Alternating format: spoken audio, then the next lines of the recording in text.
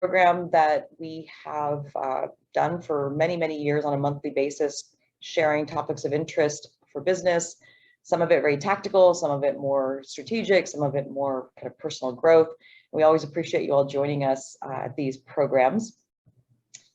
We are recording the event. It will be posted on our YouTube channel afterwards. Those attending and those registered will also receive an email after the event with a link to the recording, as well as any additional resources or answers to questions that we didn't get to during the program.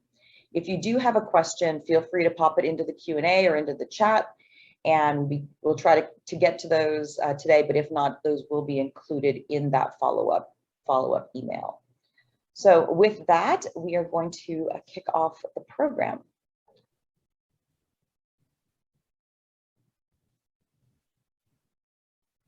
All right, so today, 2021 year in review and trends for 2022.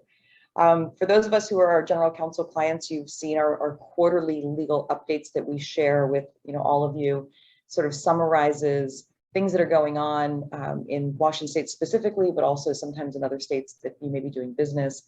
This is a summary of that, as well as just things that we're seeing and hearing from our clients and from our colleagues in the area and in business generally.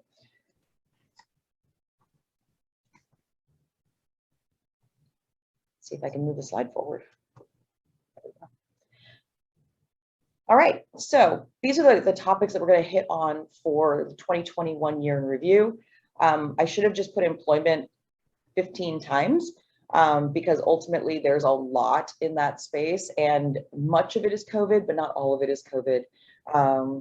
But that's something that really is an area that's just constantly moving. Another area that's moving a lot is privacy. For those of you who are in this space or have businesses that are in this space of actively collecting consumer data, you're probably aware of the fact that it's a moving target, and it just continues to do so. So we'll spend some time talking about that. A couple financial points, and then what we're seeing as far as contracts and contract negotiation. Stacy? So employment, big red flag here, COVID. So current rules, it's really kind of focusing right now on state and local are the ones that are impacting employers the most. But federal has been having some few laws over the past year that have also had an impact, especially when it comes to kind of taking care of your employees, potentially what leave that you need to allow them to take, the benefits that you are allowing them to either need that time off, but really gets down to the state requirements. Employers right now are having to, whether they are a public facing business or a non-public facing business, the mask requirements, the requirements of having your employees separated if they're in a room and they don't have to wear masks, or if they're out in the open and they do have to wear masks regardless of vaccination status. It also carries down to the county levels. So we know King County recently implemented the vaccination requirement for certain spaces for larger outdoor events, indoor restaurants, things like that. Having your vaccination card or on the app being able to verify your vaccination status or have the negative COVID test within the last, I believe, 48 hours. So we're also seeing currently OSHA is the huge kind of issue right now. So we've been setting out kind of the updates on what that looks like for employers over 100 employees. And that's not just in one office, but total, on having, again, that vaccination requirement or the negative test. And that's going into effect hopefully on December 6th. We'll see if that's actually going forward. But, a lot of changes, and that's kind of the whole thing that we've seen around COVID this past year is the rules get kind of rolled out, and is it going into effect, and just keeping on top of it. So that goes into the same thing for mask mandates and vaccines on, what are your requirements as an employer? We've seen a lot of changes on masks are required, masks weren't required. Again, currently it's a lot for the employers that indoors, if you're public facing, your masks are required for your employees. And now we're getting into the vaccination requirements as well for employers to keep on top of medical and religious exemptions as well, kind of seeing if, what forms are acceptable. And it's kind of a case-by-case basis on, what medical notes are you receiving from your employees, from their doctors on if it's, not safe for them to get the vaccine, or if it's against their religious beliefs and they have the religious exemption for the vaccination as well. And so we're seeing a lot of different documents coming in for those. And it's something that employers are having to handle on a case-by-case basis. And something that I think over the last month or so, it's been interesting is we've all feel this COVID fatigue, right? It's like, I don't even know what the rules are anymore. I'm just going to show up and whatever they ask me to do, I'll do. We're seeing a lot of, offices that are, okay, maybe I'm supposed to be wearing a mask when I'm in the hallways at the office, but nobody is. And is that okay? I think, having a policy as an employer, having a policy that complies with the requirements and enforcing it is your best bet. And I think folks are getting a bit lackadaisical about that because we are tired and everyone sort of is like, well, everyone in the office is vaccinated, we don't need to do this. But just be aware that, there are situations, we've seen situations where an employee has reported to, L&I that the employer is not following the requirements. And so just be aware of those risks that are out there. Stacey mentioned on the OSHA temporary standard. That is something that many of you, if you're in this category, you know that it's in litigation. We don't know how that's going to play out, but there is a December 6th date where you're required to have a policy in place. And so I would kind of stick to that plan, stick to pushing forward and being ready to implement. And then the last piece, we're getting a lot of questions on the religious exemptions where folks are like, well, how am I supposed to know? Am I supposed to look into this? And our general guidance is that's not really your job. You really don't want to get into, well, is that a real religion? Is that a real reason? These are submitted to the state. And so ultimately, if it looks, somewhat legit, the general guidance is don't dig too deeply into these areas. Stacey, anything else to add there? I think that kind of covers it. And again, kind of just like Michelle said, having the policies in place. So then that way your employees are aware of what they should expect. And we're seeing that a lot more too come into offer letters and just letting your employees know who, may be coming on board, what they can expect from the company as well. And so I think just being transparent with your employees on, for the most part, whatever the rules are, that's probably what we're going to follow. And those are going to change. So, your policy is probably a little vague on, it's not, this is the hard rule. We're going to follow what the state and local guidance requires us to do. And just having that transparency with your employees of this is what's going to be expected. And, we'll let you know when we know. Great.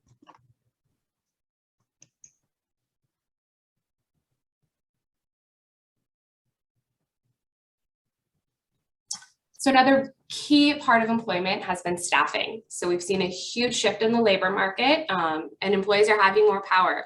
Calling it the Great Resignation. Seems like there's less and less people working and nobody really wants to work. And so we're seeing that problem of, everyone at the beginning of COVID, maybe they were forced to work from home or, needed to be home with their kids since kids were out of school. And you're seeing a lot of people leave the workforce. And it's having a great impact on employers trying to find employees.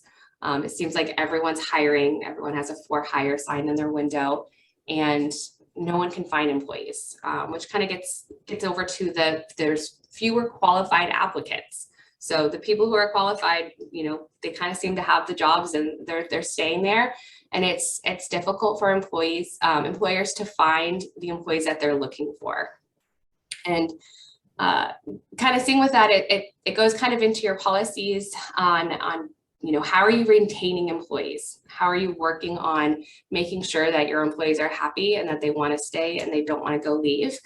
And so having those policies in place and having a good work culture and work environment is going to help with retainment and hopefully help with your offer letters and getting employees in the door. So shifts over to your policies. We're seeing a lot more remote work, even with people returning and it's being okay to return to office. You're seeing a lot more people wanting to stay home. And so is that something that your policy is allowing? Are you guys doing a hybrid model? But having that policy in place that sets forth what the expectations are. Is it okay to have a hybrid model? Do you need to be in office for meetings? Do you need to be in office 2 to 3 days a week? What does that look like, and having the expectations, and whether that even says it's flexible based on department and based with, something you need to work out with your manager, but having that transparency with your employees.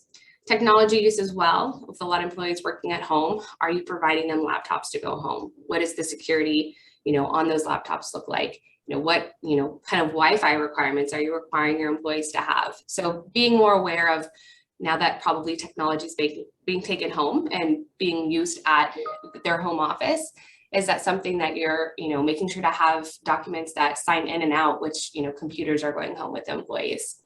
And then that also kind of circles back to the COVID policy. So having the policy in place that's going to say that this is our expectations of you. So then employees are aware of, when is it okay to, when do they have to stay home if there's an exposure? What is the protocol around that? And just having that transparency with employees of, this is what we expect. And I think with that policy in place, understanding things are flexible, things are moving, but we're going to keep you up to date as we can. So with the Great Resignation and being harder to find the employees you're looking for, we are seeing a lot more out-of-state hiring, which is great. You're able to go ahead and have an employee that's either working remote, or maybe one of your employees after working remote realized they want to move somewhere else and work from somewhere else. But there are a few tricky things that you need to be aware of with that. It's going to vary from state to state, and we'll have to do the research, based on what state your employees are going into. But is that something that you need to register with the state for as a foreign entity? Do you need to, pay employment taxes on that employee? What is that state's minimum like PTO or sick leave requirements? What other potential leave requirements are required? People hiring out of state hiring Washington employees may not be aware of the paid family medical leave policy act that they would need to extend to their employees. And so there's just little things that, as somebody who's generally not working in that state, you're probably not aware of. And so to just know, it's not just as easy as hiring someone from Oregon. You need to do a little bit more research on, what does Oregon require? What does California require? And maybe that means that you're doing a little bit more deep dive into states and knowing we definitely don't want to hire someone there because it's more burdensome on us. So making sure that you're in compliance with that state. It's making sure you're doing your due diligence before just hiring that employee and having a kind of background hire on you. So another thing that we're seeing, starting probably in the last 2 years, really, and it's something that's going to continue, and we'll talk about it probably over the next year and years to come, is diversity, equity, and inclusion. So DEI. You're going to see that probably in multiple parts of your business. You're going to see it in hiring. It's kind of why we're talking about it now. It kind of ties back to out of state. You have so many more opportunities to hire employees that gives you more opportunity for inclusion and diversity. So you're not just limited to kind of the city and for a certain scope. You're going to see this in your policies, that more companies are making sure that they are noting that this is something that they want to promote and put forth, that this is one of their values. And it's going to help with employment. I think being upfront that DEI is something that your company is very thoughtful about, you are probably going to be able to, open your company up to more applicants as well. And this ties into the out-of-state hiring, kind of into your policies. It really kind of loops it all together there. Yeah, one other thing that I would add, just to Stacey's comments about the legal compliance for out-of-state hiring, is it's difficult sometimes, especially if you're in a lot of states, to have a handbook that is universal. Right? I know a lot of companies that kind of start out with, okay, we're just going to go with the lowest common denominator. So the most generous policies, we're just going to apply that across the board. But that gets pretty complicated. And so what we're seeing a lot more of is a handbook addendum process that includes, if you are in, if you're an employee in Washington, here's the standard. And then if you are in California, Arizona, Texas, we have an addendum that deals with the specifics of that state. So there's a lot of unique pieces, things like, payroll frequency, final paycheck, leave, as Stacey mentioned. There's a lot of things like that that are unique to different state laws. And so just be aware of that, because it is a pitfall that a lot of folks are finding now, is they're just, hiring to hire because they need people and excited about the fact they find a great candidate. And then all of a sudden they're in 5 states and haven't really caught up with what those requirements are. So just keep an eye on that if you are looking to expand out of state.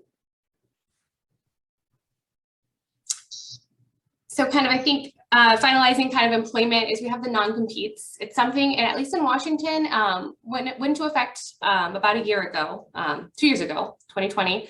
And so it's something that ideally you already have updated in your, probably your offer letters or your employee handbooks, but it is something that adjusts for inflation. And so going into effect for 2022, employees have a non-compete ban that unless you are a salaried employee, and there's a little bit more specifics, but with that certain pay level, and it's an 18-month max non-compete clause, you can't have non-competes. And if they make less than the 107,000, and same for contractors, the adjustment for 2022, the 18-month non-compete, unless they make more than 268,000, you're not allowed to have the non-compete in their contract.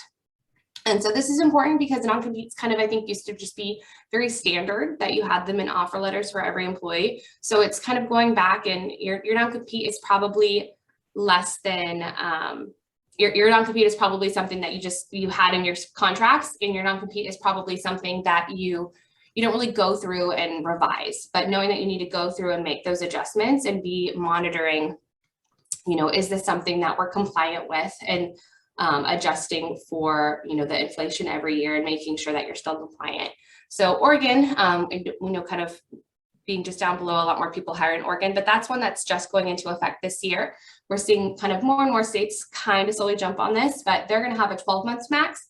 Wages of the 100,000 unless will not qualify, will not be subject to non-competes, and you can only have it in those higher wages. And again, they'll adjust annually for inflation as well. And theirs only applies to exempt employees. And so a lot more states are applying this because they want to encourage the flexibility in the workplace, and they don't want to see the employers being able to put these work restriction on their employees unless they're making the certain wage. And for those who've been in kind of this space for a long time, it's been a shift over the years. There's been, a more subjective standard that was, legitimate business interests. You can only use them in the event that you're protecting trade secrets.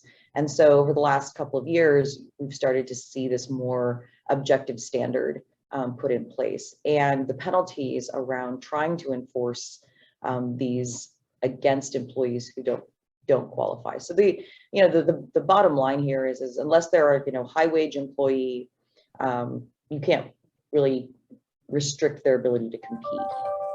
All this being said, what we're seeing is non-solicitation provisions getting more and more broad, and the law does contemplate that if you have a non-solicitation that essentially is a non-compete, that's not going to be enforceable either. So there's a space here to protect the things that we really as employers want to protect, which is, I don't want you stealing my customers. I don't want you stealing my employees. That's all still legit, but you can't say you can't work for a competitor unless they fall into this category.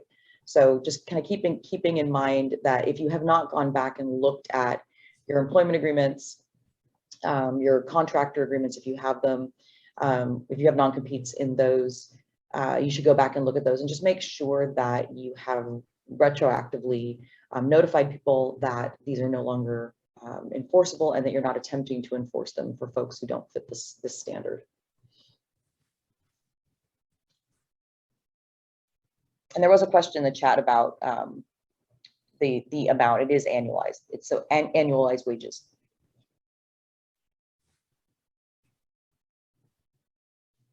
All right, just a couple of quick things here that have come out through Al and I over the last year that continue. They're not going to necessarily apply to everyone, but wanted to mention them.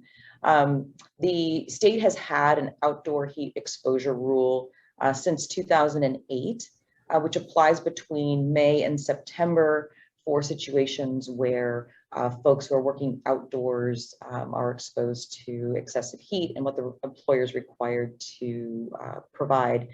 In this last July, when we had that huge heat wave, they've expanded these rules a bit and been very explicit about certain areas. So if the temperature reaches 89 degrees, for instance, you're required to provide a water that's cool enough to drink safely, encourage workers to take additional paid preventative cool down breaks, have an outdoor heat exposure policy safety program, and to respond, of course, respond to employees who are expressing symptoms of heat exposure. And then there's another sort of set of rules around if the temperature gets up over 100 degrees, the employer must provide a shaded area large enough for anyone who, the group of people who are on a break at the same time. And again, make sure that you're having these cool down rest periods. So just be aware that those are becoming permanent. They were put in place as an emergency tactic, and now they're becoming permanent. Similarly, in July, with the smoke that we had from the wildfires, there was additional rules put in place that require employers to monitor the smoke in the air, air quality for workers that are outdoors, and to provide filtering masks where necessary and appropriate.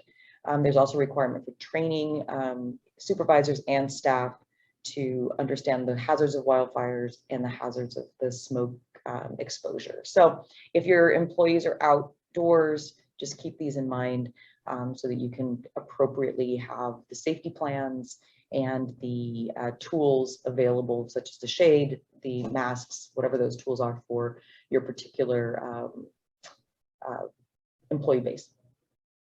And then the third thing here, I think most people sort of have this in their head that, you know, if an employee is traveling for work, they must be paid for that travel time. There was a case that came out through L&I that was looking at long travel. So it was a flight from the US to Asia, and the employer was not intending to pay the hourly workers for that travel time. And it was just clarified that that is work time. It's required for work. And so if an hourly worker is traveling to a alternate location, whether that's driving or whether that's flying, that time is compensable. And so you do need to pay them for that. So a couple of questions here. So let me just hop into here.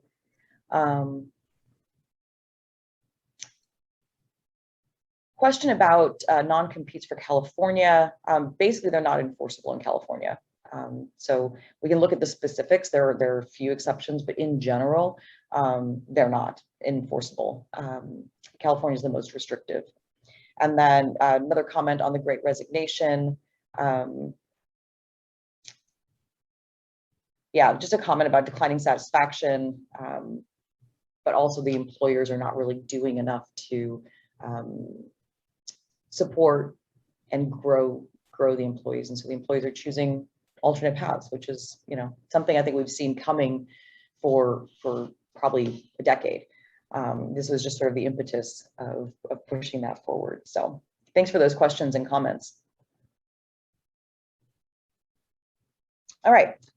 I expect most of you are familiar with the Long-Term Care Act. This is mostly an FYI because you're kind of beyond being able to actually take any action. This was a little under the radar. It actually was, because it doesn't have an employer component, it wasn't talked about much. And folks started to pay attention to it back in the summer. And by the time we started paying attention to it, it was almost too late for people to take action. So what this is a payroll deduction required for all employees. It's a percentage of their salary, so 0.58% on payroll taxes. And what it does is it creates a long-term care fund that employees can then access later. So again, comes out of employees' payroll. Employer doesn't have any obligation here other than to collect those taxes. Payroll withholding begins January 1 of 2022. There was a one-time opt-out period if you had a third-party policy in place for yourself prior to November 1, you could opt out of the tax. Well, as I mentioned, people started to find out about this over the summer, and it basically collapsed the market. So by September 1st, there was nobody either offering it or able to offer it in the marketplace at that point.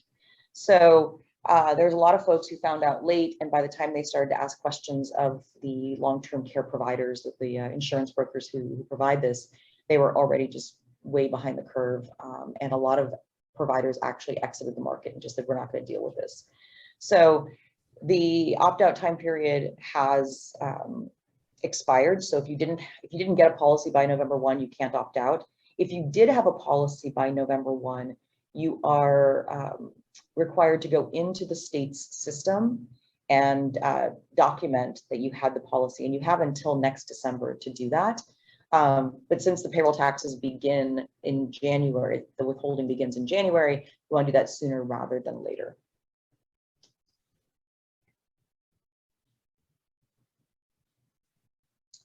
So privacy, like I said, for those of you who are who actively collect consumer information through your website, through your newsletter, through your work, and you retain it, you're probably pretty familiar with, you know, the moving parts that have been going on here. The first was the big GDPR that came out of the EU.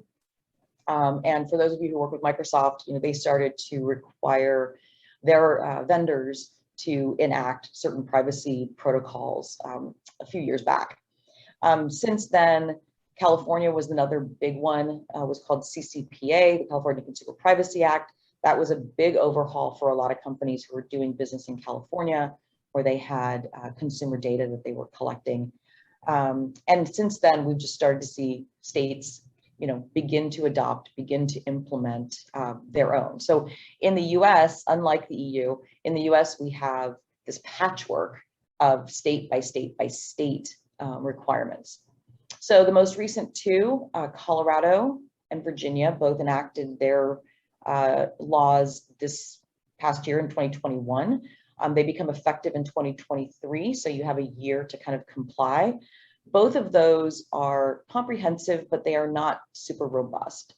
So the requirements are not going to be really onerous for most businesses, especially if you've done CCPA.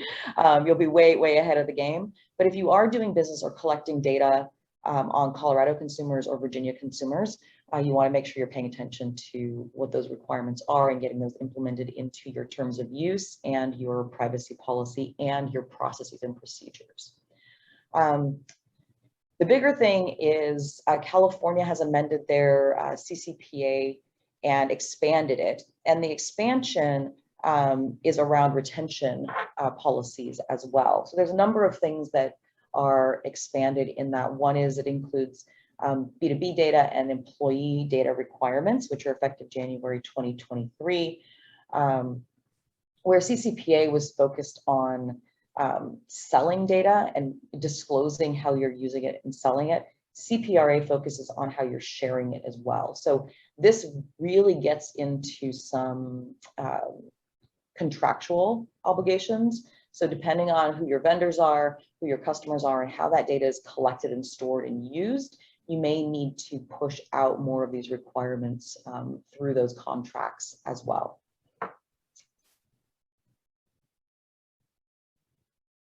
There are a number of other states pushing legislation. We'll talk about that in the trend section a little bit later in the program.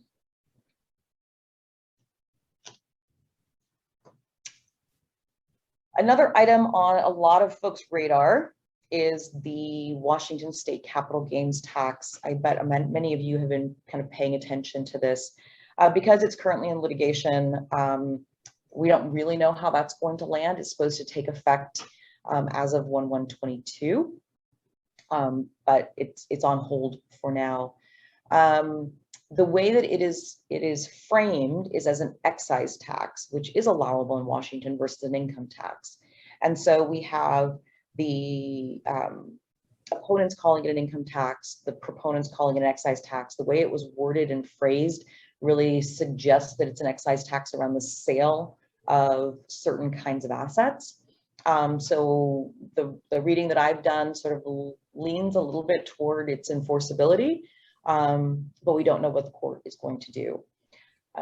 What it does, for those of you who don't know, it's a 7% tax on capital gains in excess of $250,000. There are certain assets that are exempt from that, including real estate, interest in privately held entities that own real estate, retirement accounts, and then for those of us on this call, family-owned businesses with less than 10 million in annual revenue. So for an entity, this isn't a tax on the entity, it's tax on the gains from the sale of those entities. So if folks have other assets, you know, artwork, other stock, that would be what this really applies to.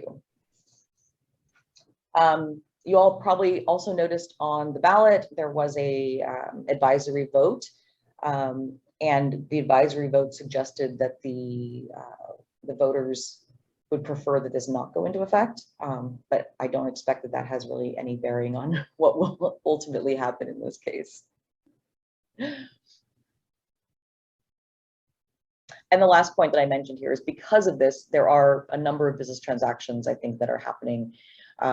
People are really kind of looking to sell their, if you were thinking about selling your business, now is a good time to kind of get out. Of course, it's December 2nd, so I don't suggest that you try to get your business transaction done this month, although I've got to tell you, we have had a couple of people contact us in the last week or so saying, hey, is this possible? Possible, but difficult. But again, even with the federal tax laws, which we'll talk about here in a little bit, people are looking at what is the right timing for a business transaction in order to ensure that we, you know, kind of fit into the right tax schema if we can possibly make that happen.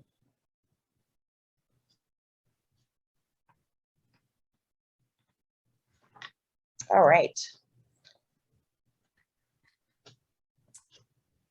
And I guess before we move on to contracts, we did have one additional question that kind of relates to privacy.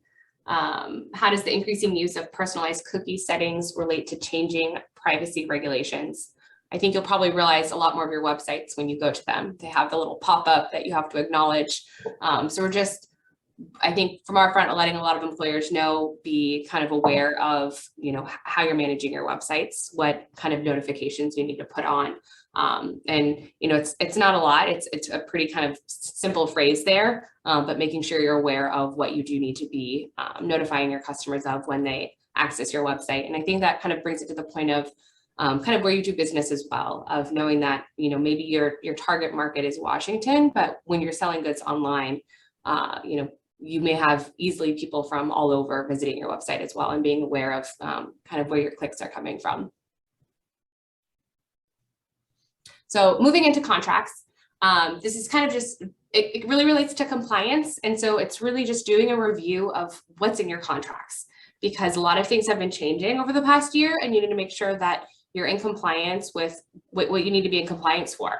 So we're seeing that a lot from the COVID front, because there's going to be varying state specific requirements requiring you to follow what their state is allowing. And so that's going to be reflected in your contracts with those companies that, you know, maybe a construction company where that site is small, but the construction company itself is much larger. So maybe they are following OSHA standard of the 100 employees or more.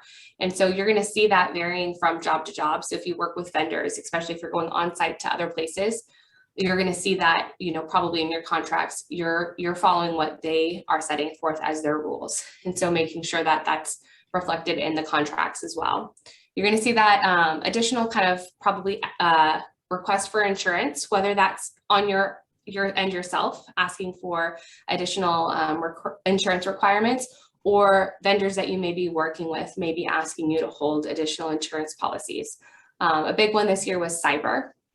A lot of companies are being a little bit more fearful and trying to prepare for cyber attacks and hacking. And so having a cyber insurance policy has been something that we're seeing a lot of companies ask for in vendor contracts, or you may yourself may want to be asking for in your contracts with customers, especially if you're kind of collecting or using their data. The privacy compliance, touching kind of relating back to what Michelle was saying, depending on what states you're in and depending where your customer base and your service base is, having that privacy component. So again, Microsoft is kind of the leader in this, of they're putting that in all of their contracts with their vendors, with people they're working with, and then making sure that you have that in your contracts as well. So where it's in the contracts that you're working with, it's also then in the contracts with your vendors that you're making sure you're compliant with everything that you're being asked to be compliant for in those like master service agreements. We're also seeing some limitations on force majeure clauses.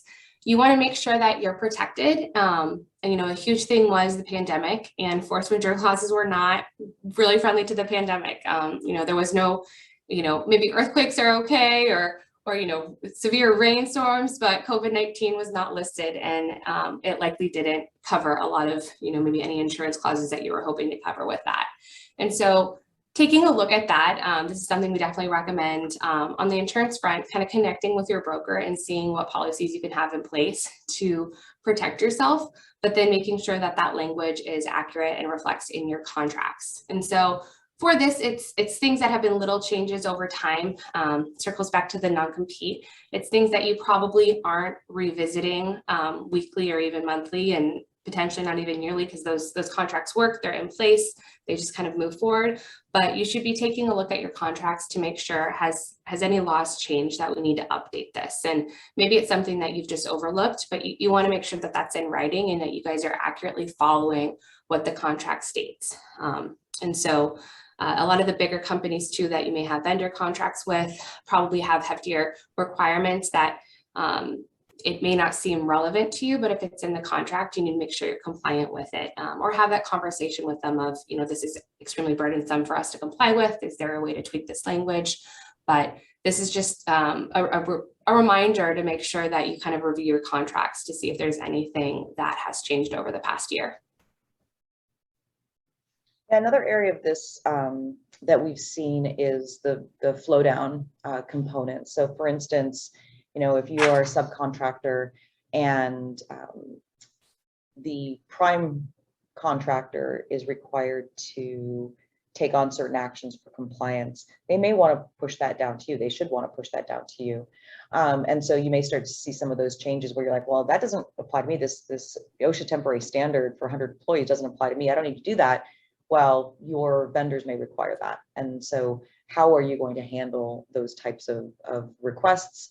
And then if you are in the kind of leader position in those cases, what do you want to push down to them? So those are a couple of areas. And then as Stacy mentioned, just being aware of what you're signing. I know that a lot of these contracts, it's kind of easy to just sort of flip through them. And I've had people say, oh, well, that stuff in that big MSA around, cyber, that's not us. Well, it probably is. So just being sure that you're, as these things change and as companies, shift their requirements and push those down to you as their customers, some of that is going to be your obligation to comply, even when it feels overly burdensome based on the relationship. And you may want to also then do the same when you think about what is your relationship with your customers. Do you need them to do some of these things in order for you to be safe and for you to be secure in your business? So don't assume just because a contract's in place and it's running smoothly that it doesn't need to be looked at. And as we look at these kinds of changes, they do all really kind of fall into these relationships that you have and would be worth taking that look.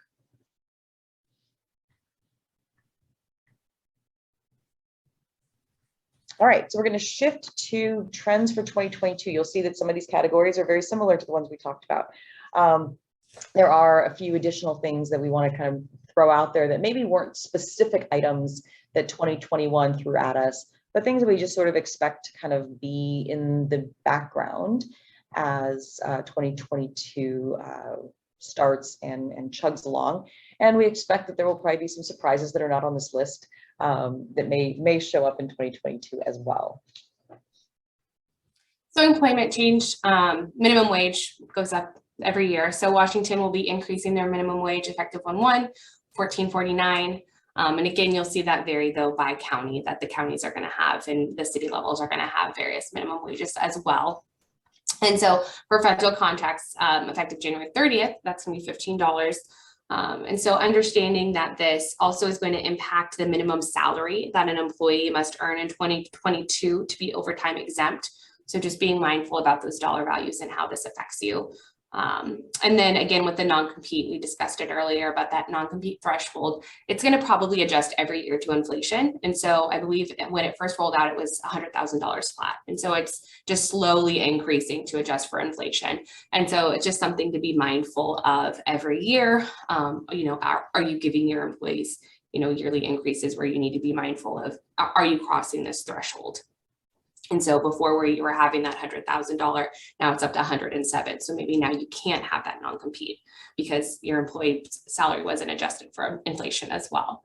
And so just things that kind of to be on the outlook for, expect these to change every year. And it's just should be something in your practice to, take a look at, make adjustments as necessary. With COVID, we're anticipating changes, and it's kind of the just wait and see, because you never know what's going to happen. We get a lot of the mandates and the requirements and the rules come out, and then we just have to wait and see how they actually are going to play out. The rules come out, and we get a lot of questions of how do I actually enforce this? How do I actually put this into my practice? And that's where we kind of wait and see between that rollout date of, here we're telling you what we're going to do. It's not effective until December 6th, so that gives you, how many ever days to figure out is more guidance coming out on how we should actually put this into play. And so we definitely try to keep on top of things that are changing, what guidance is coming out between OSHA, between LNI, between the various, state and cities at federal levels. You're continuously seeing different recommendations come down the pipeline, and just being kind of ready to roll with the punches, and making sure that you're doing the minimum that you need to do for your employees, and that you're just communicating what your employees at a minimum need to be doing. So we are seeing potentially, and I assume again this will just see more as it moves forward, that Washington is considering, even if OSHA potentially doesn't actually move forward, that they'll put their own Washington state specific mandate to mirror OSHA. So again, the federal level, they can have their requirements. At a state level, we can have more restrictive. At a city level, even more restrictive. And then that's where it gets down to as well. Employers can have whatever they like as well. And so to a degree. And so we're hearing that, potentially there could be a Washington state mandate that's going to mirror what OSHA had set forth, even if OSHA doesn't end up moving forward. So that's just something to keep your ear out for, and see if that ends up happening over the next few months. Because as that relates, the OSHA standard right now is in litigation in several circuits. And so just waiting to see what happens. And so a lot of this is just up in the air right now, and we'll just continue to read and listen and hear for more guidance as it becomes available. At this time, the recommendation is, if you are in that bucket of, employers with more than 100 employees, is to kind of keep chugging forward as though it's going to happen, so you are prepared if it does continue. So.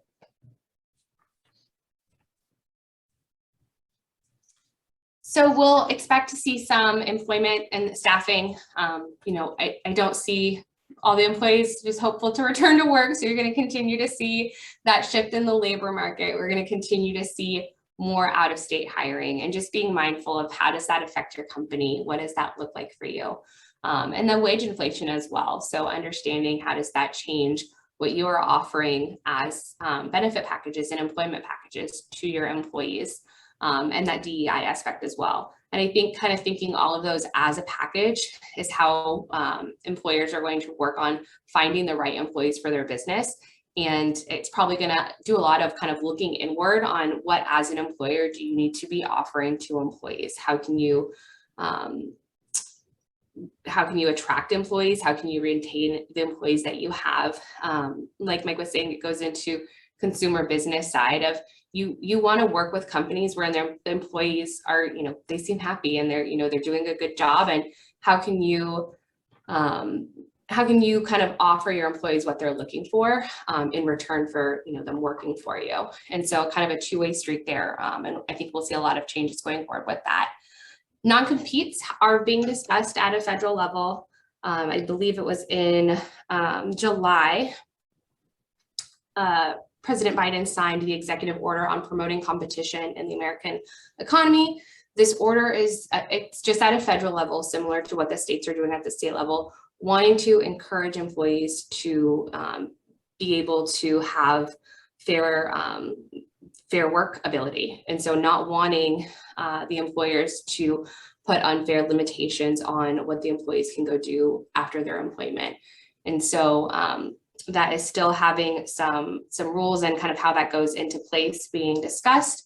We're also seeing that 4 senators had introduced a bill that would be called the Workforce Mobility Act of 2021 that would it would limit the use of non-competes in agreements of the sale of business. So a lot of times you see when you sell your business, a non-compete that the business you just sold, you're not going to go open the same one and now hurt the buyer that you just sold your business to. And so it would put limitations on that. Overall, I don't see a huge, potential for non-competes to kind of, take over and put a heavy limitation on the employer. But we are probably going to see a shift towards really protecting the lower wage employees and protection for the employees who are not privy to trade secrets. And so you'll probably see the non-competes being okay and enforceable with those higher wage employees, with the employees that are subject to more trade secret and IP information, but really protecting the employees that probably need to go out and find different work environments. Great. I'm just looking at a comment in the chat here. The term procuring an NDA from a European company was a red flag to investigate, requiring my company to apply and enforce the client's NDA to my subcontractors. We ignored it. So yeah, it's funny because we get people a lot who say, can I just get a boilerplate NDA? Well, there's no such thing. And I know many of you may disagree with me there. There is no such thing because it really should be tailored to the business. The definition of confidential information should be tailored to your business. If you just take what they have and you're in a restaurant and you don't have recipes in there, is recipes actually covered? So it really should be tailored. The other thing is we're seeing things that are called NDAs are also then including things like non-competes and non-solicitations and non-interference. So they've got all these other restrictive covenants built in, which I think, Mike, is what you're getting at, is it's got these different language components in there. And some of them say, you can't own the business, or you can't be an employee of the business, or you can't be a contractor of the business, or you can't be an advisor to the business. So really paying attention to the specific language matters. In this case, the word procure, right? Is it unambiguous? Because ultimately, especially if you're the one who's signing it and you're the one who's bound by it, does it give you the flexibility you need in the event that you have to enforce it? So the language does really matter. It's an important thing to kind of keep in mind that they are not all created equal. And the other thing I would just add to that is folks want to default to mutual. Let's just make it mutual. That seems fair. But think about the two sides of that transaction. They're not doing the same thing. They're not in the same situation in all cases. So we want to make sure that the document is not just defaulted to something that feels right, but rather actually reflects the deal. And that's, I think, where the difference, people ask us all the time about, well, why do we need you to do this? There's plenty of these on the internet. The difference between, the transaction and the counsel. Yes, there are dozens of hundreds of, probably, I don't know, thousands of documents out there that you can pull, but the counsel is the piece that really matters when it comes to enforcement. So just be aware that not all of these are created equal. It's a great point. Thank you, Mike. All right. I mentioned this a little bit earlier. There's not a whole lot more to add here on privacy, except just keep in mind that if you are collecting consumer data, if you are doing business across the country, across the globe, this is something that you need to have on your radar. Right now, Washington does not have a currently active bill. They have actually introduced privacy legislation numerous times before, and it's just not gotten the traction. It will eventually, especially as each state starts to develop it. It's kind of easy for them to pick something up and pop it in. So we anticipate this coming down the pike again this coming session.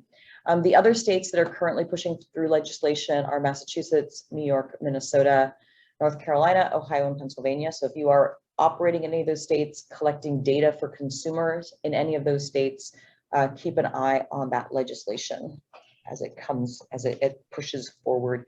We don't know for sure whether any or all of those will pass, but they are in the works. The other component that is driving, again, business decisions around tax is the potential federal tax bill. Now, this is the most recent one that was proposed in connection with the Build Back Better legislation. How are we going to pay for it?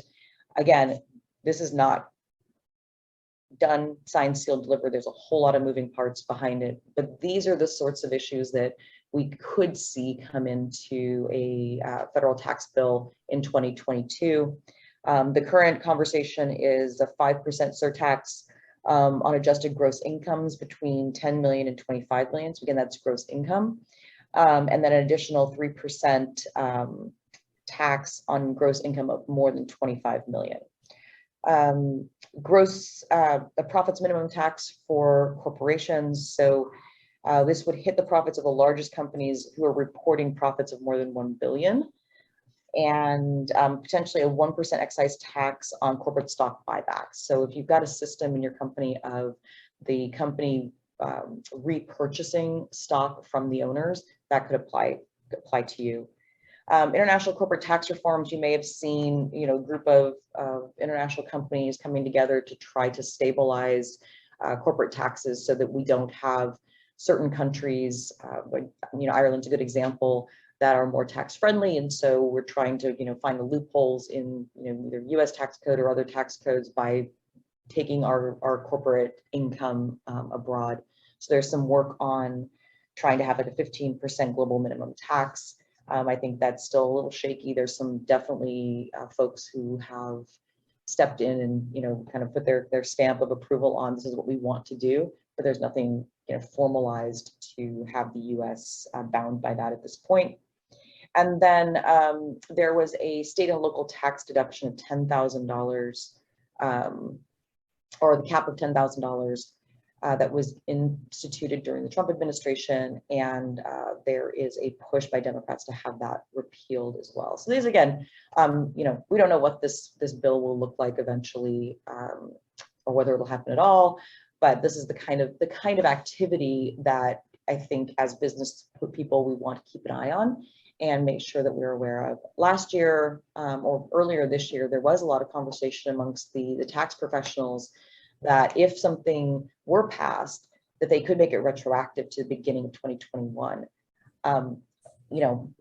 It's really hard to plan if, ultimately they're gonna backdate it. I don't know what the likelihood of that is either, but again, what I hear through the grapevine is that's certainly a possibility for if they decide to pass something in 2022, they could make that retroactively apply to the beginning of the year. So again, hard to plan, but just things to keep on your radar. On the cybersecurity front, this is just, it is the sophistication of these folks who are hacking into systems. It just continues to increase, and I think the general mindset of businesses is, well, I bought the cyber insurance, so I'm good. This is more than an insurance issue. This is a business continuity issue. It's more than just technology. So yeah, we all have our little firewalls, and we have our virus scanners. This is much bigger than that. These folks are so sophisticated in how they can get in, and small businesses are a prime target because it's easy to get in. Big companies, T-Mobile had a huge breach earlier this year, and the hacker actually made a public statement that it was so easy to get in there, they just couldn't believe it. So it's happening to small companies and big companies. But for you, as far as a planning tool, you need to be looking at how do you train your team? How do you ensure that you have the ability to, if someone locks up your systems and says, send me $1 million or I'm going to delete everything, you can say, go ahead, because I've got everything backed up. I've got everything. I've got a plan that allows me to just pick up and keep going. So really understanding what that would look like in your business and how you could very easily be like, yeah, whatever, I got it, we're good. That is the bigger solution here. And you really should be paying attention to what you need to do in order to have that level of confidence to react to a disaster such as a cyber attack.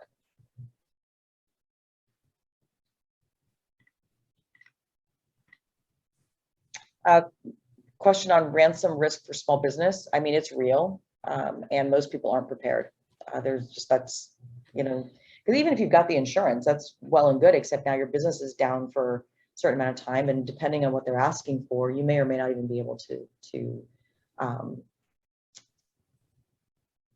pay the ransom. So really the business continuity piece and the making sure that you don't have that exposure where they could hold you up for whatever they're asking is the answer here. So kind of discussing commercial leases and what that looks like for your business kind of moving forward. We're seeing a lot more people just wanting to opt out. Renewal comes up and we're good. Our employees work from home. There's not really the need to have that huge commercial space anymore. So we're seeing a lot more businesses opt out of actually having a physical office and just being a remote team. There's so many now of those virtual workspaces or the ones where you can just rent a room for the day. People are going to coffee shops. They're just not seeing the need as much. Seeing that kind of COVID forced employers to realize their employees can work from home, and that saves them on the overhead. So we're seeing a lot more businesses not continue to lease space, which means the landlords that are still having those renters, they want more long-term commitments. It's not a 1 to 2 years, it's a 5 to 7, it's a 10 to 15. So we're seeing those longer lease agreements. And then to the people that are leasing, you're probably seeing there's some empty buildings. I probably can get a good deal here, but it's not.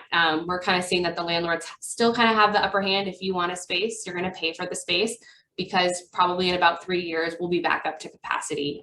There still are a bunch of growing businesses in the area. And while the buildings may seem empty now, they'll eventually fill back up. So not so much of an upper hand for employers, but we'll kind of continue to see that play out over the next year. And then kind of like Michelle was saying about business continuity, making sure that you have your supply chain figured out. We're seeing a lot of continued disruption in the supply chain, wherever you used to get your product or your pieces or, wherever you're getting things from. Maybe they're no longer available. Maybe they're out 6 to 12 months. Maybe that one thing that used to be a week turnaround time is now a 2-month turnaround time. And that's causing a lot of problems with people getting their products out. So this is a good part to evaluate your contract again, understand where your exposure is, and you may need to renegotiate your manufacturing or your supply chain agreements, because you may need to put in a clause that says, if you're not able to get us our product within X amount of days, we're able to back out of this contract. And to that point, knowing where are you going to go to next. You have your main manufacturer, your main place that you're going to go, but if they're not available, what's up next? What about after that? And so looking to alternative options, if your manufacturer's in China, could you have a backup in Mexico? What about Canada? And so just being aware of there's a shortage, and so you need to kind of prepare for that and be prepared for that business continuity. Great. So in summary, I know we're running out of time here, so I want to wrap this up pretty quickly. A lot of what we're seeing in 2022, or what we think we're going to see in 2022, mirrors what we saw in 2021. So it's just a continuing shift in a lot of these areas, trickle down from COVID. I think most of us have been just surprised at sort of how this whole, how long it's lasted, but also the externalities that have sort of flowed from the pandemic that started in March of 2020. So evaluate 2020, evaluate 2021, what changed in your business, what shifted in your business, and what do you need to then react to? What are the contract issues, the employment issues, to make sure you've got good policies, good contracts, good documents that reflect those changes? Because we may have made those changes operationally, but we haven't really flowed those through to our business deals and our business documents. And then build resilience into your business. Invest in the infrastructure you need to be sure that you're complying and mitigating risks as needed for your business. So, we're big advocates of, if you know what you have, you know what you've signed, you know what they say, and you're confident in what that is, when the curveball shows up, you are prepared to address it. You are prepared to tackle it, and that's the resilience that you need during times of uncertainty. So take that time to really invest in that infrastructure and ensure that your business is ready for the next curveball. So with that, I want to say thank you so much for joining us this morning. Stacy and I really enjoyed kind of putting this together and sharing with you the stuff that we've seen all the way through this year. For those who are regulars at this program, we are shifting gears next year, and we are going to change our focus events to be pre-recorded, sort of shorter, bite-sized content pieces, probably 15 minutes on particular topics that we're hearing, these types of topics. We're going to kick off January with a short piece on multi-state hiring. It's something that we're hearing all the time from folks about, hey, I just hired someone in Arizona. All right, well, we need to do these other things. So helping you to get ahead of and be proactive around what are those activities that should happen in advance of the hiring.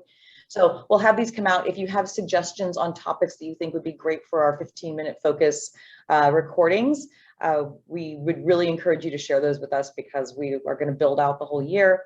And those will also be available on our YouTube. So they will be available for quick content as you tackle new things in your business. We want to be able to provide you with the content that makes sense for the things that you're running into every day as you're running your company. So thank you again so much for joining us this morning, and happy holidays and happy New Year.